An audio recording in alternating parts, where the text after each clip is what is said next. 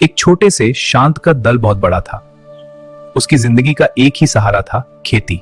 किसान अपनी मेहनती पत्नी और अपने 16 साल के बेटे के साथ रहता था। बेटा ज्यादा पढ़ा लिखा नहीं था, लेकिन उसे एक ही काम आता था। हर दिन सूरज निकलने से पहले वह लड़का खेत पहुंच जाता, कभी हल चलाता, कभी फसलों को पानी देता। धूप हो या बारिश, उसके हाथ कभी नहीं रुकते। इतनी मेहनत के बाद भी घर की हालत ठीक नहीं थी। कभी अनाज कम पड़ जाता, कभी पैसे। किसान अक्सर सोचता, क्या मेहनत ही काफी है?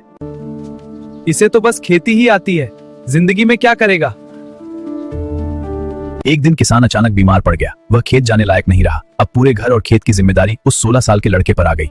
एक शाम लड़का खेत में अकेला खड़ा था, डूबते सूरज को देख रहा था। उसके पास न पैसा था न पढ़ाई, लेकिन उसके पास था हौसला। उसने ठान लिया, अगर उसे सिर्फ खेती आती है तो वह खेती को ही अपनी ताकत बनाएगा। अब वह और मेहनत करेगा और समझदारी से करेगा। लड़के ने जमीन का पूरा ध्यान रखना शुरू किया। खुद खाद बनाई, पानी बचाया और फसल की देखभाल दिन रात की।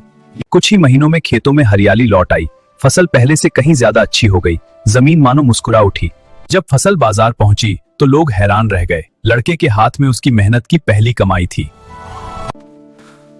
बेटा, तू पढ़ा लिखा नहीं, लेकिन तू जिंदगी की सबसे बड़ी पढ़ाई जानता है।